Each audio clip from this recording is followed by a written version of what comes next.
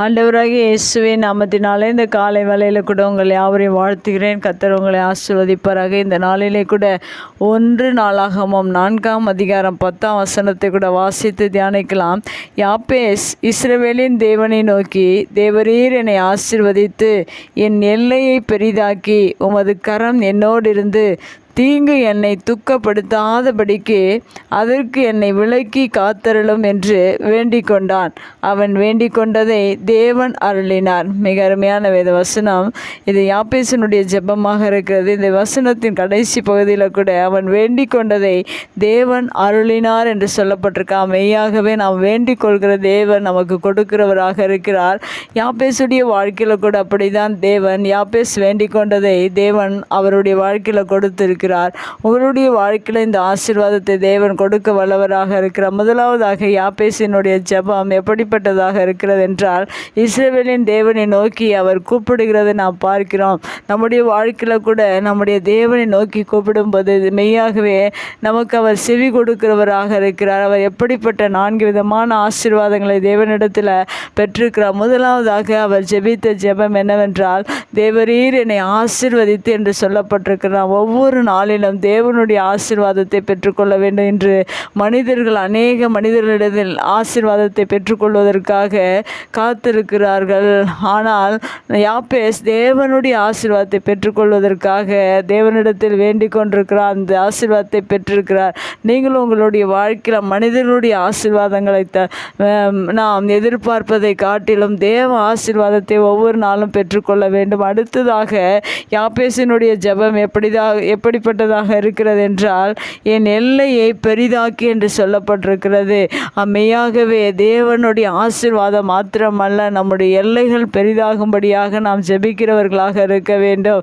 நாம் அநேகர் குறுகிய எல்லைக்குள்ளாக வாழ்ந்து கொண்டிருக்கிறார்கள். அந்த நிலையே போதும் என்று இருக்கிறார்கள். ஆனால் யாப்பேஸ் ஒரு சிந்தனையில் பெரிதாக நினைத்து தேவனிடத்தில் கேட்கிறார். என் எல்லையை பெரிதாக்கி என்று சொல்லப்பட்டிருக்கிறது. அதுபோல் நம்முடைய வாழ்க்கையில் குறுகிய ஆசீர்வாதங்கள் அல்ல, தேவனிடத்தில் எதிர்பார்க்கிற காரியங்கள், நம்முடைய சிந்தனைகள் பெரிதாக தேவனிடத்தில் கேட்கும்போது அந்த ஆசீர்வாதங்களை தேவன் நமக்கு கொடுக்கிறவராக இருக்கிறார்.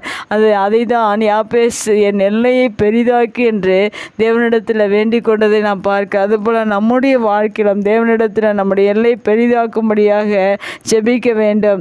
அடுத்ததாக யாப்பேசனுடைய ஜெபம் எப்படிப்பட்டதாக இருக்கிறது என்றால், உமது கரம் என்னோடு இருந்து என்று சொல்லப்பட்டிருக்கிறது. இந்த காரியங்களை மனிதர்கள் விரும்புகிறதில்லை.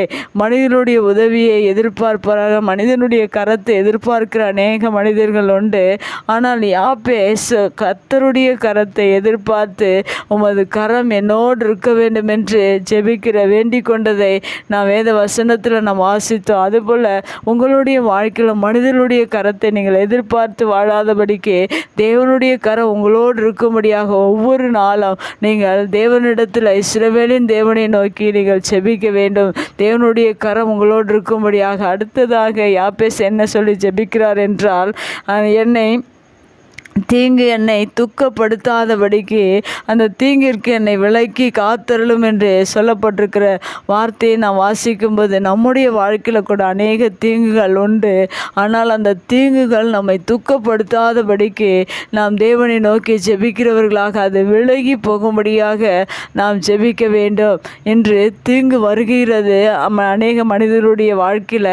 அந்த தீங்கில் அநேக மனிதர்கள் அழிந்து விடுகிறார்கள். ஆனால் இஸ்ரவேலின் தேவனை நோக்கி நீங்கள் தீங்கு என்னை துக்கப்படுத்தாதபடிக்கு அதை விலக்கி காத்தரலும் என்று யாப்பேசை போல ஜெபிப்பீர்கள் என்றால் உங்கள் வாழ்க்கையில் வருகிற எல்லா துக்கங்களையும் தேவர் விலக்கி காக்கிறவராக இருக்கிறார். அந்த தீங்கு உங்களை துக்கப்படுத்தாதபடிக்கு தேவன் அதை மாற்றி அமைக்கிறவராக இருக்கிறார். இப்படிப்பட்ட அருமையான ஜெபத்தை யாப்பேஸ் வேதத்தில் ஜெபித்து தேவனிடத்தில் பதிலையும் பெற்றுக்கொண்டிருக்க. உங்களுடைய வாழ்க்கையில் யாப்பேசை போல ஜெபித்து இந்த 4 விதமான ஆசீர்வாதங்களை உங்களுடைய வாழ்க்கையில் தேவன் கொடுக்கிறவராக இருக்கிறார். யாப்பேசுக்கு மாத்திரமல்ல, நமக்கும் இஸ்ரவேலின் தேவனாக இருக்கிறார். நாமும் இந்த ஜெபத்தை வேண்டிக் கொள்ளும்போது மெய்யாகவே நம்முடைய வாழ்க்கையில் தேவன் இந்த விண்ணப்பங்களை கேட்டு தேவன் அருளினார் என்று சொல்லப்பட்டிருக்கு. நம்முடைய வாழ்க்கையில் அருளுவார். நாமும் தேவனிடத்தில் ஒவ்வொரு நாளும் இந்த ஆசீர்வாதங்களை கேட்போம், பெற்றுக்கொள்வோம். கர்த்தர் நம்மை ஆசீர்வதிப்பார். கண்களை முடிச்சு ஜெபிக்கலாம். எங்கள் அன்பு தகப்பனே, இந்த அருமையான வார்த்தைக்காக நன்றி செலுத்துகிறோம். யாப்பேசனுடைய ஜெபத்தை நாங்கள் பார்த்து அதுபோல் எங்களுடைய வாழ்க்கையிலும் நீர் எங்களை ஆசீர்வதித்து எங்கள் எல்லைகளை பெரிதாக்கி உங்கள் கரம் எங்களோடு கூட இருந்து தீங்கு எங்களை அந்த துக்கப்படுத்தாதபடிக்கு அந்த தீங்கு எங்களை விட்டு விலகும்படியாக உடைய சமூகத்தில் நாங்கள் வேண்டிக் கொள்கிறோம். யாப்பேசுக்கு நீர் ஆண்டவரே பதில் கொடுத்தது போல எங்களுக்கும் நீர் பதில் கொடுக்கிறவராக இருக்கிறபடியால் உமக்கு நன்றி செலுத்துகிற. இந்த வார்த்தை கேட்கிற ஒவ்வொருடைய வாழ்க்கையிலும் யாப்பேசின் ஜெபத்தை போல யாப்பேஸ் எதிர்பார்த்தது போல எதிர்பார்த்து கொண்டிருக்கிற ஒவ்வொருடைய வாழ்க்கையில் இந்த ஆசீர்வாதத்தை நீர் அருளுகிறதற்காக நன்றி செலுத்துகிறோம். இயேசுவின் நாமத்தில் ஜெபம் கேளு நல்ல பிதாவே, ஆமேன்.